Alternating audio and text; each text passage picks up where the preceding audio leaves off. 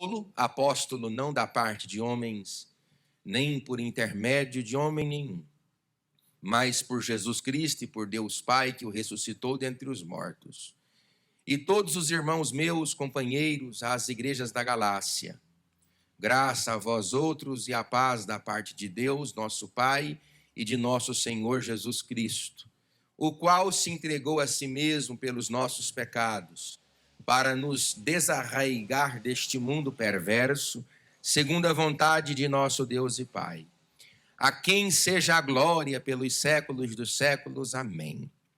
Admira-me que estejais passando tão depressa daquele que vos chamou na graça de Cristo Jesus para outro evangelho, o qual não é outro, senão que há alguns que vos perturbam e querem perverter o evangelho de Cristo. Mas, ainda que nós, ou mesmo um anjo vindo do céu, vos pregue evangelho que vá além daquele que vos tenho pregado, seja anátema. Podeis assentar dando glória a Deus. O apóstolo Paulo, ele é o pai do postulado doutrinário para as igrejas gentílicas.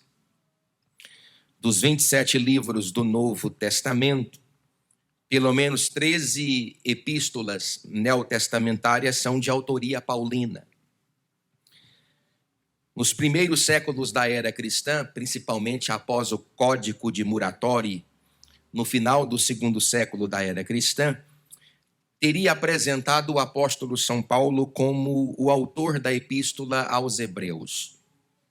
A partir de uma crítica textual mais minuciosa, vem se entendendo os entendidos que a carta de Paulo aos Hebreus não poderia ter sido uma carta desenvolvida de forma autoral pelo apóstolo São Paulo por causa da sua literalidade e literacidades. Existem elementos na epístola que podem facilmente desconvencer qualquer estudioso de que aquele tratado escriturístico teria sido escrito pelo apóstolo Paulo. Mas as cartas que foram escritas aos Romanos, Coríntios, Gálatas, Efésios, Filipenses, Colossenses, Saronicenses, Timóteo, Tito e Filemon foram, sem dúvidas nenhuma, epístolas escritas pelo apóstolo São Paulo.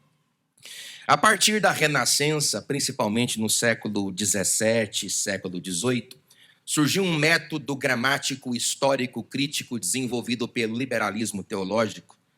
E a partir daí, alguns entendidos, eu vou abrir aspas para entendidos, como Friedrich Schleiermacher, chegou a admitir a possibilidade de que Paulo só teria sido autor neotestamentário de 4 epístolas. A primeira e a segunda epístola aos Coríntios, a epístola aos Romanos e esta epístola endereçada às igrejas da Galácia do Sul. Talvez você que está sentado aí, ou alguém que me escute pela internet, veja desnecessária esta minha fala dentro de um ambiente eclesiástico, de uma igreja. Mas é bom que nós entendamos que existem pessoas que são capazes de pensar na igreja.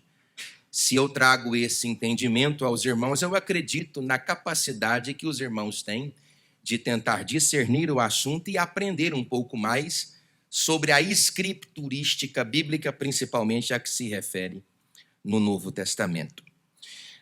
A cidade de Gálatas, ou a região da Galácia, ela foi alcançada pelo apóstolo São Paulo quando ele foi, juntamente com Barnabé, na primeira expedição missionária. Em Atos dos Apóstolos, a partir do capítulo 13, nós temos um entendimento histórico de que a igreja que evangelizara a comunidade gentílica não foi a igreja dentro do seu reduto em Jerusalém, mas foi uma igreja formada por judeus que moravam na região de Antioquia, da Síria, que evangelizaram o mundo. A Bíblia diz que esta caravana missionária era composta por Barnabé, João Marcos e Saulo.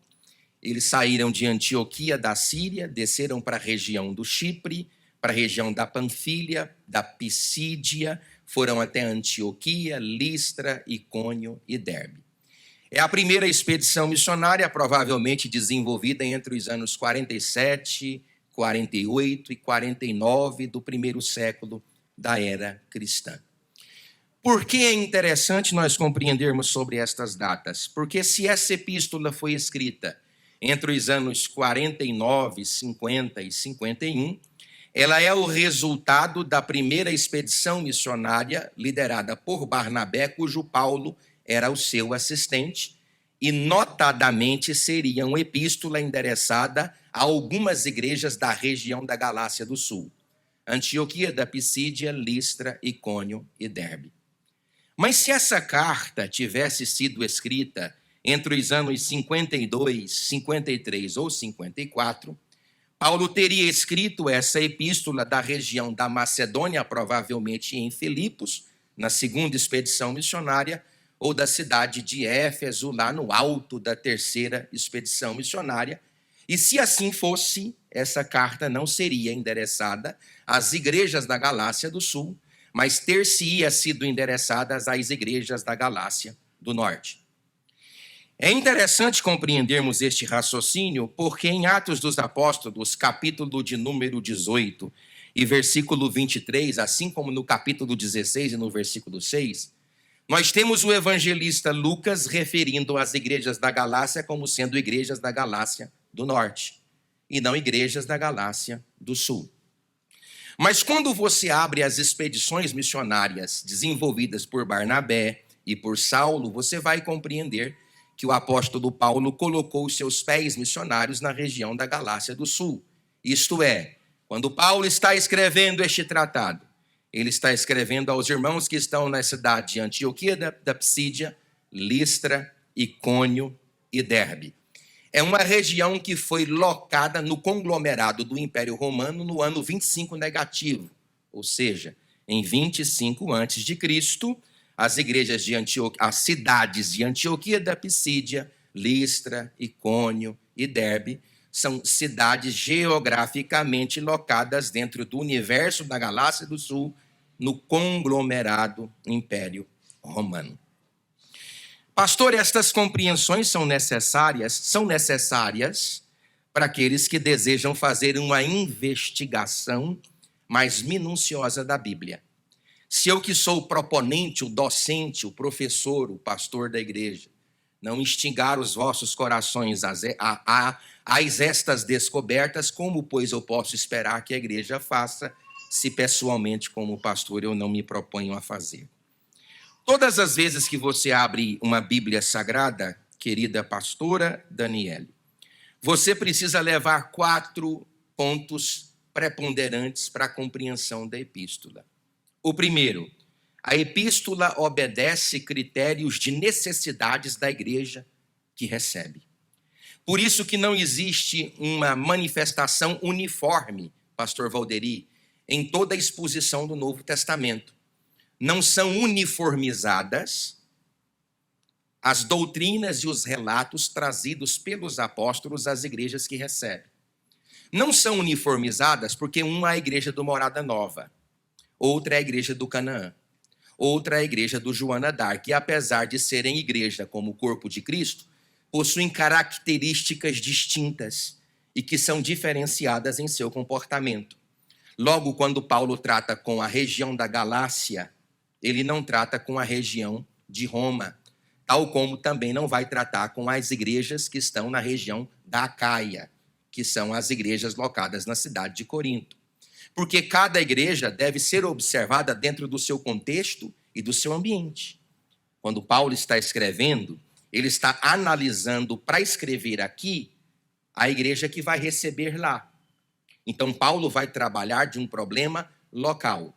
A grande dificuldade é fazermos a convergência dos assuntos e não a divergência deles.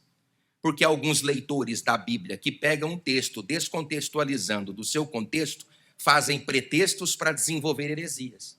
E a Bíblia não deve ser entendida como textos isolados. Ela se completa, ela converge, não diverge. Segundo ponto que deve ser observado é que o destinatário precisa ser levado em consideração, bem como os dilemas da igreja e suas preocupações. Todos vocês sabem que o apóstolo Paulo, ele refletia nas epístolas o relato que ele recebia da parte daqueles que traziam aquele relato. Então, quando o relato chegava até o apóstolo Paulo, ele escrevia, tal como um médico prescreve um medicamento, aqueles que precisam receber a determinada cura. Qual é o problema que Paulo está pretendendo tratar nesta igreja? A controvérsia judaizante. Qual é o problema que Paulo está tratando na igreja aos Colossenses? A controvérsia gnóstica.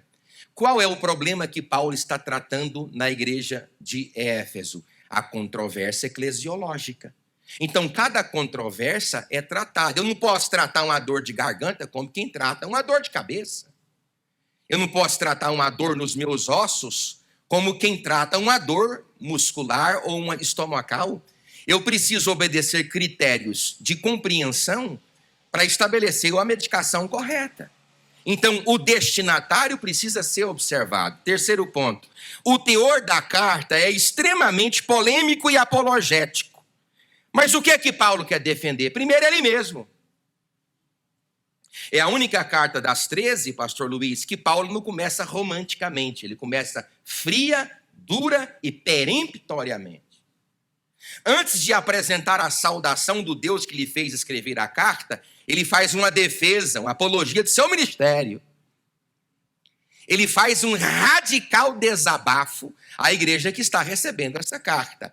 Ele não diz que a graça, que o poder, que a harmonia, assim como ele diz em Roma, em Corinto, em Éfeso, em Colossos.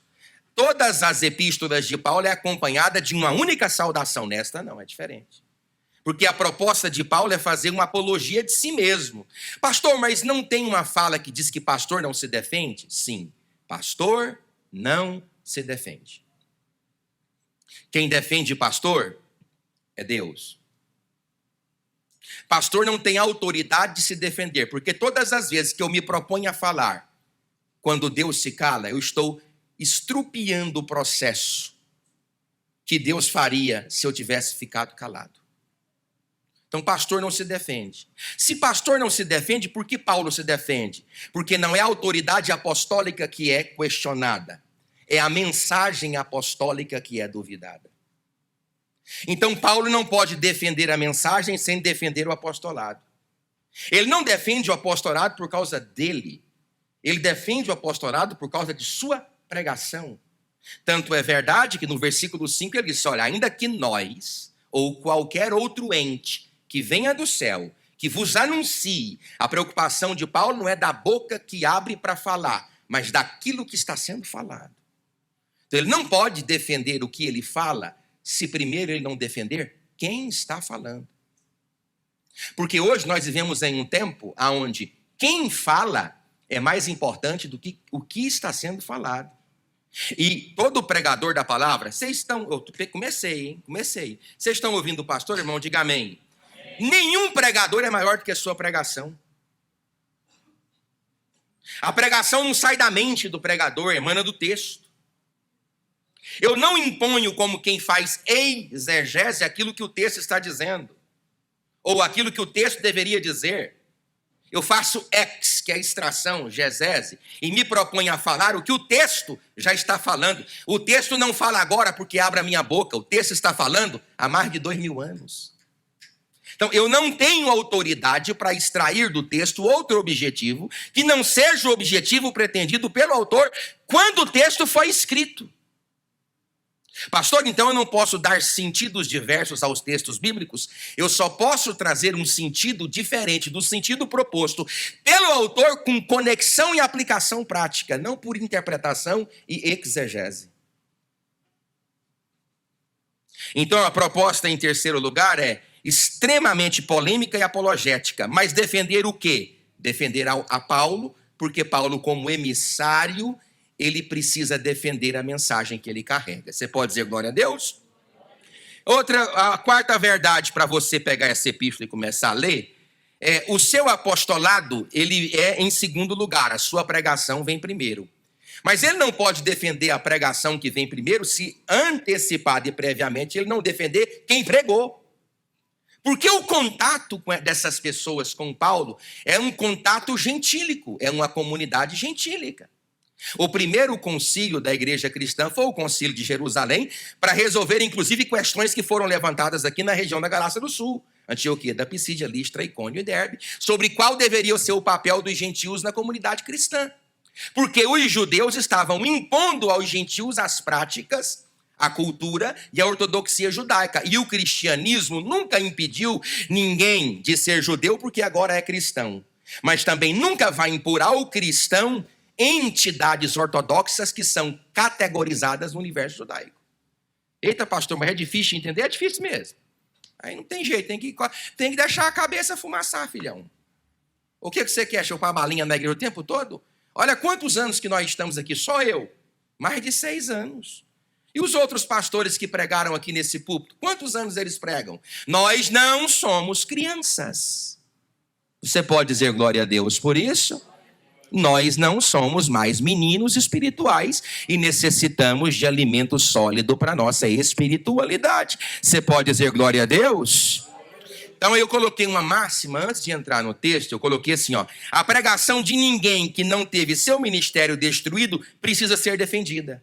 Não precisa. A pregação de ninguém que não teve o seu ministério destruído precisa ser defendida. Mas a pregação de alguém cujo seu ministério foi colocado em xeque, ela precisa ser defendida. Defender a pregação é tão importante como defender a quem prega. Então ele começa. A defesa de um ministro e de seu ministério. A defesa do apóstolo e de seu apostolado. A defesa de um pastor e o seu pastoreio. Eu coloquei aqui no versículo 1 e no versículo 2, a defesa de um ministro e seu ministério. Aqui você tem 2 antros aqui neste texto. Você tem, inferentemente, na parte A do versículo, Paulo defendendo a si próprio. E na parte B do versículo, Paulo defendendo a sua pregação. Inclusive, na defesa que ele faz de si, ele defende a ortodoxia. Olha aqui, ó. Paulo, apóstolo, não da parte de homens, nem por intermédio de homem algum, mas, olha a doutrina, olha a pregação, olha a ortodoxia, mas por Jesus Cristo.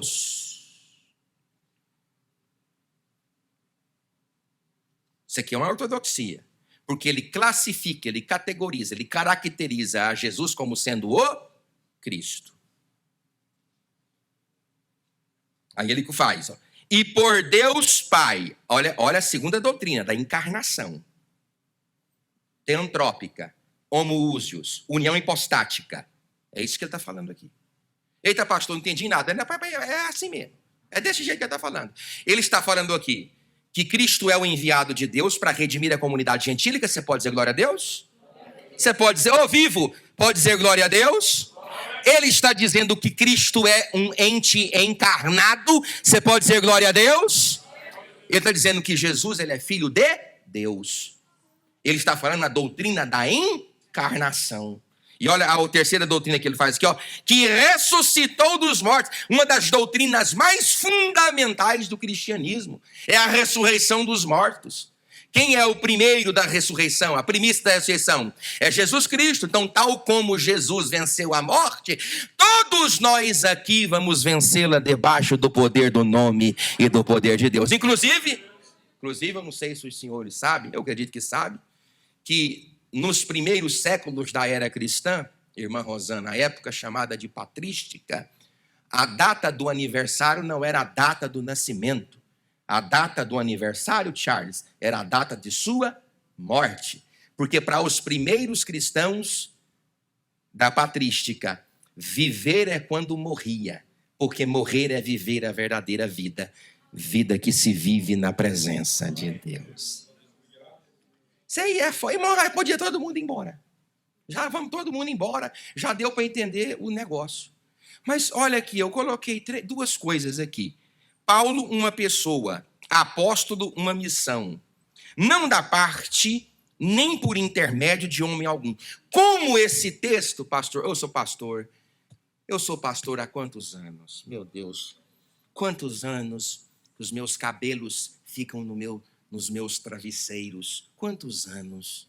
Quantas vezes eu vi esse texto estupidificadamente sendo usado para homens se levantarem contra pastores? O senhor já viu, pastor Luiz? Por quê? Eu vou explicar para vocês por que Paulo colocou isso aqui. Viu, irmã Fran? Viu, Amós? Eu vou falar. Por quê? Porque para descaracterizar a pregação, os judaizantes precisavam descaracterizar o pregador. O senhor consegue compreender, pastor Luiz? Aí o pastor Luiz é o pastor da igreja de Listra. O Léo é pastor da igreja de Icônio. O Lucas é pastor da igreja de Derbe. E o Ronaldo é pastor da igreja de Antioquia da Pisídia, ou de Pergue na Panfilha. E aí chegam os da casa de Tiago, aqueles heterodoxos, ortodoxos, culturalmente ligados à tradição judaica, que eivaram a mensagem da graça e do poder de Deus com preceitos judaizantes. Aí estes homens precisam descaracterizar a pregação de Paulo, que é uma pregação mais aberta, mais liberal, inclusiva no sentido de incluir uma outra comunidade que não seja judia. Aí eles precisam desmanchar a pregação, como eles fazem? Desmanchando o pregador. Quem vos anunciou esse evangelho aí, hein, pastor Ronaldo? Pastor Luiz, pastor Léo? Não foi o irmão Paulo. Paulo? Ah, Paulo. O calvo. É, um calvo. Mas não é o Paulo que é lá da região da Sicília? É. Um que andava anteriormente com Barnabé? Sim. Já até desentenderam, vocês estão sabendo? Não, não estamos não. Pois é, não anda mais junto não. Olha, deixa eu dizer para você, não é da nossa escola.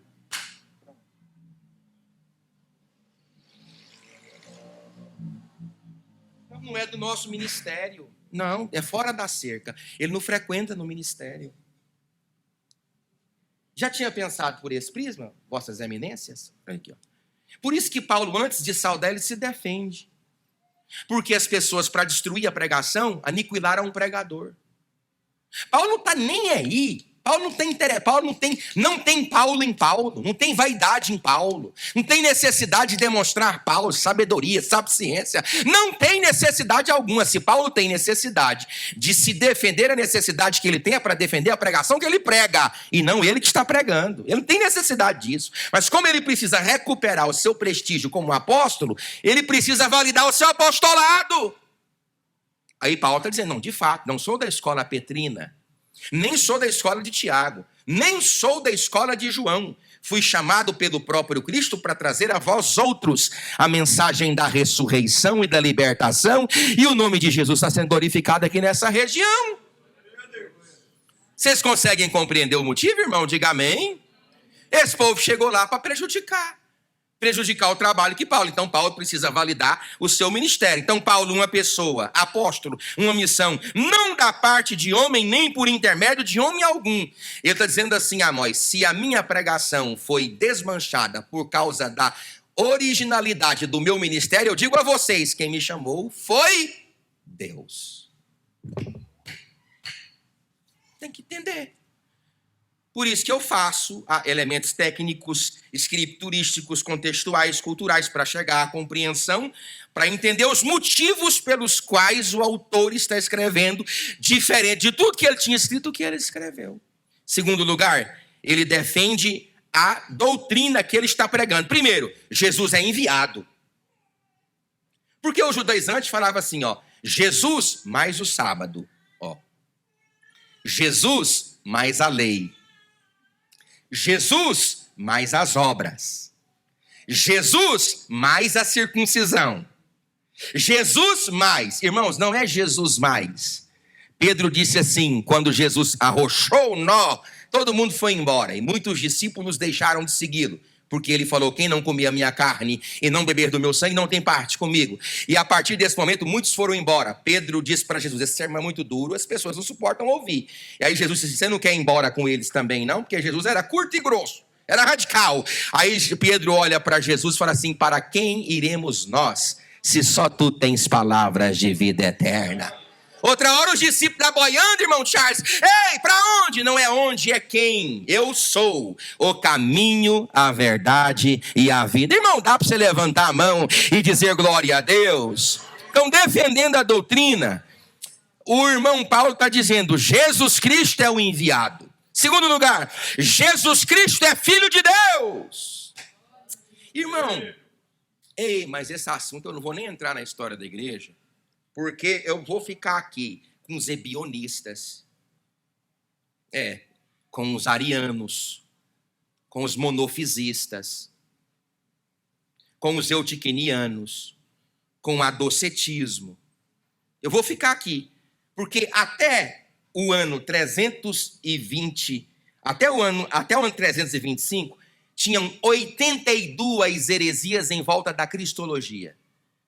Porque as pessoas nunca duvidaram que Cristo era Deus. Elas não só sabiam como.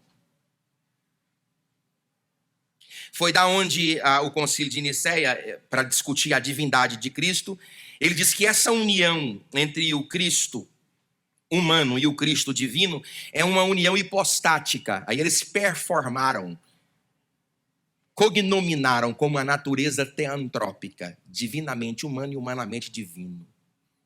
Mas essa compreensão não era fácil de ser entendida.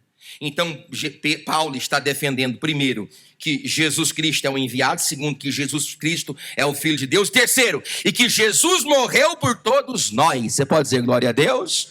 Porque ele está dizendo assim, inclusive, o apolinarianismo era uma das facções dentro da cristologia, mas o Basílio de Cesareia, Basílio de Nazianzo e Gregório de Nícia, aí no ano de 380, ali, entrando no 5º século da era cristã, o que Jesus não assumiu, ele não curou. Ele só pôde me curar da minha humanidade porque ele assumiu a minha humanidade. Porque um dos homens, Nestório, disse assim: eu não posso aceitar e nem admitir um Deus que mama no peito. Essas confusões eram grandes. Ele é gerado ou ele foi criado? Ele foi criado ou foi gerado? Quando ele foi criado? Ele não foi criado, porque se ele foi criado, ele não é Deus, porque Deus ninguém cria. Então é uma confusão. Mas Paulo está dizendo assim, fique tranquilo. Jesus Cristo de Nazaré é enviado. Jesus Cristo de Nazaré é Filho de Deus. Jesus Cristo de Nazaré morreu por todos nós. E Jesus Cristo de Nazaré ressuscitou e vai ressuscitar a todos aqueles que nele crê. Nunca vai perecer, sempre terá a vida eterna. Aí ele fala, e todos nós, eu vou passar aí daqui, que senão eu mato a igreja com esses. E todos os irmãos, meus companheiros, com crase, igrejas da Galácia. Repita comigo, igrejas. Fala alto, irmão, igrejas da Galácia. Vamos decorar isso, irmão, pelo amor de Deus. Repita, Antioquia da Psídia, Listra, Icônio e Derbe. Então, olha aí, você já aprendeu aqui na Assembleia de Deus, no Ministério de Madureira. Quando você pegar a epístola aos Gálatas, você está lendo uma carta pessoal dirigida aos irmãos de Antioquia da Psídia, de Listra, de Icônio e de Derbe. Aos irmãos da igreja da Galácia, graça, agora ele sauda. Viu que ele sauda a posteriori, não a priori? Nas outras todas ele sauda a priori. Ele não está muito preocupado com saudar. Ele está preocupado em defender a si próprio. Por causa dele, não. Por causa da pregação que ele havia anunciado. Então ele disse assim, graça a vós outros e paz da parte de Deus, nosso Pai, e de um nosso. Irmãos, na sua Bíblia, nosso está com chave? Veja aí. Nosso. Na minha tá, porque a minha é de equivalência formal. A sua, se for de equivalência dinâmica, eu nem sei se eles preservaram. Nosso, ele faz questão de dizer, nosso Senhor Jesus Cristo. Irmão, se esse homem não se levanta para defender a comunidade gentílica, o que seria de nós? Um cristianismo eivado de cultura judaica? Um cristianismo eivado de misticismos? De antros de religião e de religiosidade. O próprio judaísmo já estava totalmente subdividido quando foi desenvolvido nos dias de Cristo. O que seria de nós se Paulo tivesse levantado para defender, se não tivesse essa epístola às igrejas da Galácia do Sul? O que seria de nós? O qual se entregou a si mesmo pelos nossos pecados. O que ele está fazendo? Ele está validando a mensagem da regeneração, da salvação, da justificação, da santificação e da glorificação, que é o tripé soteriológico. Para me livrar do pecado, ele me justifica, me santifica e me glorifica. Ele está dizendo aqui, mesmo pelos nossos pecados, para nos desarraigar deste mundo perverso, segundo a vontade de nosso Deus e Pai, quem seja glória pelos séculos dos séculos. A igreja diga, amém. Oh glória. Você pode dizer glória a Deus? Irmãos, dá para fazer uma tese de mestrado aqui, só nesses 2 versículos. Porque dá para você pôr aqui pelo menos 5 doutrinas das mais importantes da ortodoxia cristã. Mas nós não vamos fazer, não. Eu fiz uma pergunta aqui, pastor Luiz, irmão Charles, irmão Júlio. Por que uma igreja tende a abandonar uma liderança sólida?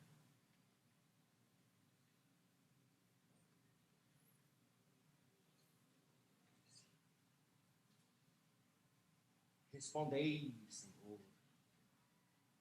Respondei-me, Senhor.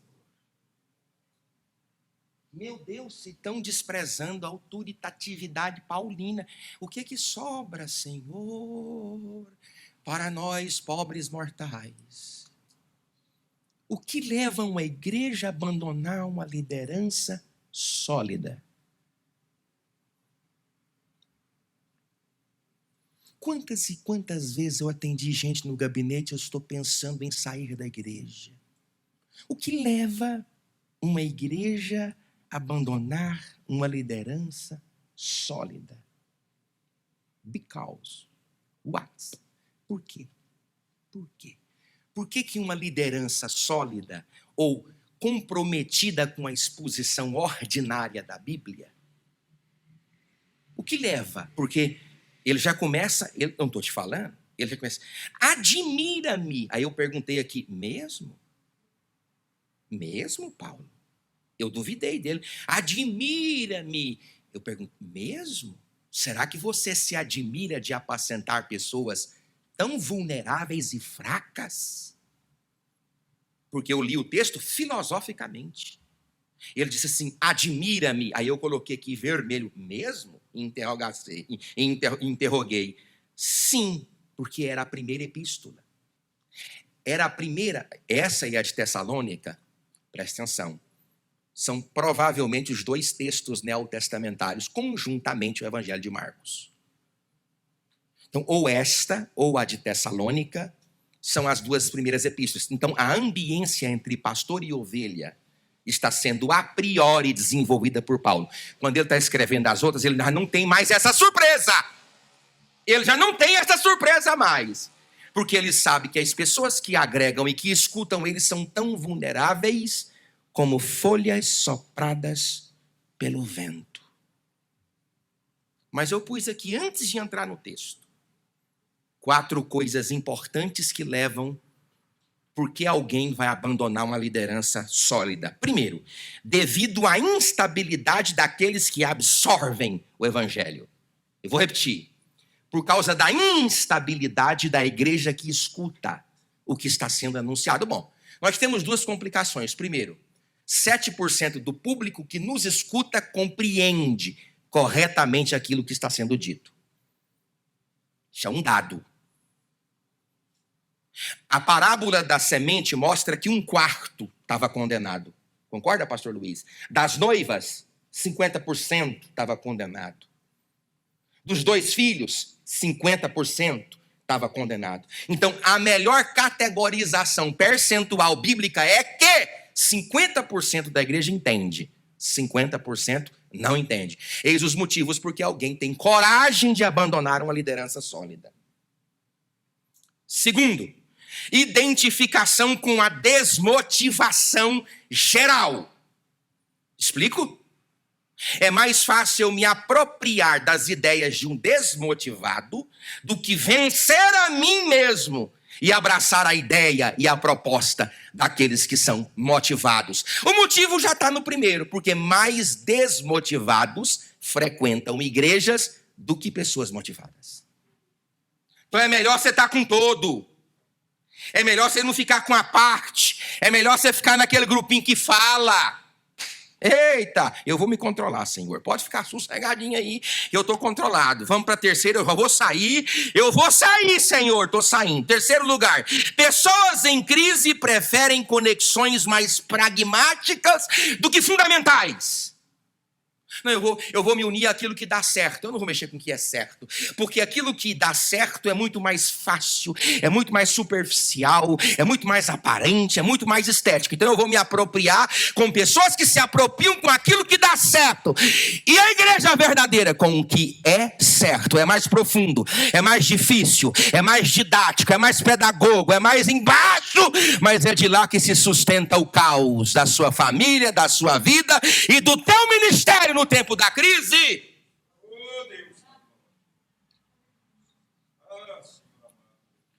Por isso que o culto da vitória é mais frequentado do que a escola bíblica dominical. Por isso que o culto de domingo é mais frequentado do que o culto de doutrina.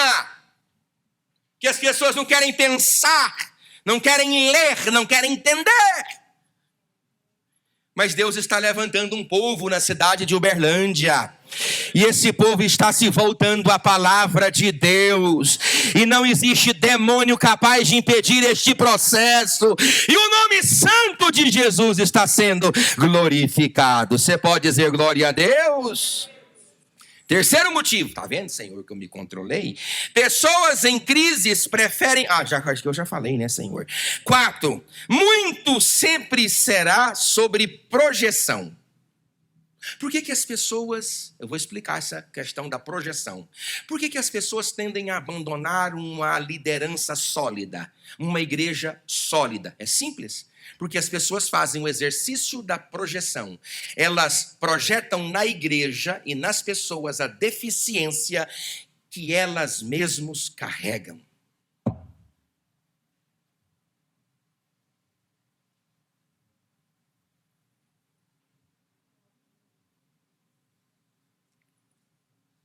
Então fica fácil abandonar uma igreja sólida, uma liderança sólida, um pastor sólido, porque facilmente eu vou identificar no outro e na igreja a minha própria deficiência, as satanizações de mim mesmo, do monstro que eu sou transvestido de um suposto anjo de luz.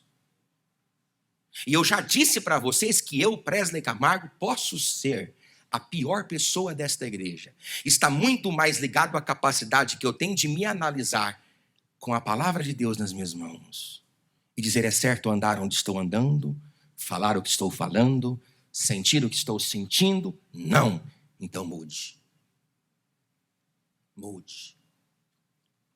Eu faço essa leitura crítica de quem, pastor? De mim mesmo e do meu ministério, todos os dias da minha vida ministerial.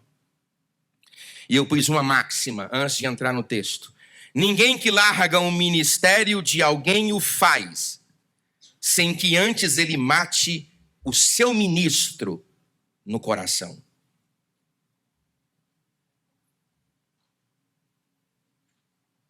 E as pessoas facilmente podem extrair de mim, porque Robert Frost, salvo engano, um autor francês, disse assim, as pessoas não amam mais pessoas.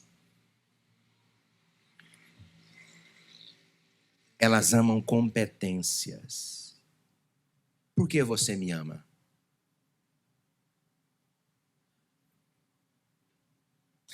O seu amor a mim está mais ligado naquilo que eu posso te oferecer? Ou você categoriza o amor que sente em relação a mim ou a qualquer outra pessoa, baseado no amor de Deus?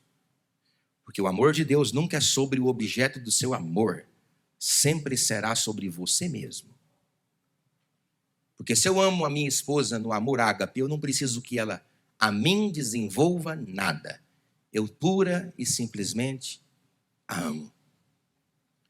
Mas quando você, no universo do seu sentimento, não nutre este amor ágape, você não fica em nenhuma igreja, em nenhum grupo, você não fica em lugar nenhum. Porque eu vou te dar motivos todos os dias para você, não é nem gostar de mim não, para você me odiar. Quem aqui não dá? Dizei-me, quem não dá? Então fala muito mais da atmosfera do amor que você sente em relação àqueles que estão do seu lado do que propriamente a capacidade que você tem de ficar ou sair. Não é sobre ninguém, nem sobre essa igreja, é sobre você mesmo.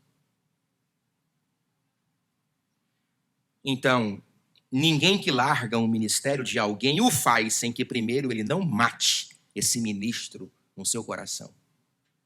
Então, Paulo precisa ser morto como apóstolo para que a apostolicidade do seu ministério, categorizada pelo Evangelho da Graça e da fé em Cristo, seja consequentemente desmanchada em decorrência do ministro que se foi. Não, agora nós estamos com os judaizantes, os que vieram lá da casa de Tiago, de João, de Pedro. Isso é muito importante, irmão, ser dito nas igrejas. E bendito seja o Deus e Pai de nosso Senhor Jesus Cristo, que tem nos dado a oportunidade de entender sobre estas coisas aqui, em nome de Jesus. Admira-me. Aí eu coloquei assim, mesmo. Aí eu mesmo respondi, porque é filosófico. Sim, Paulo. Era a primeira epístola. Mas estavam tão apaixonados, tão incandescentes, tão transcendentes, tão metafísicos. A relação que eles possuíam com Deus e com o Senhor era tão profunda. Como? Ora, como? Como? Porque vida cristã nunca foi sobre aquilo que é demonstrável, palatável, esteticamente percebível. Vida cristã sempre será sobre profundidade. Profundidade. Paulo fala, admira-me, eu não vou ler, eu vou continuar do 6 terços. Admira-me que estejais passando. Aí eu, de novo, filosofia. Só se protege o resultado quando se interfere no processo, porque tem gerúndio. É o verbo passar no gerúndio, pastor Luiz. Passando. Então, Paulo está abarcando no processo, porque se ele deixa o processo se encerrar no resultado, acabou. Ele, ligeiro. Está entendendo? Ligeiro. Ligeirinho. Passando. Por quê? Porque se passar, oportunidade perdida. Então, admira-me que estejais passando tão depressa daquele que vos chamou na graça de Cristo para outro evangelho. Você pode dizer glória a Deus, irmãos? Você pode dizer graças a Deus? Semana que vem, nós, com a graça de Deus, a permissão dele, vamos continuar esse texto no nome de Jesus. Você pode dizer glória a Deus? Você quer orar comigo? Amém? Então põe a mão no seu coração.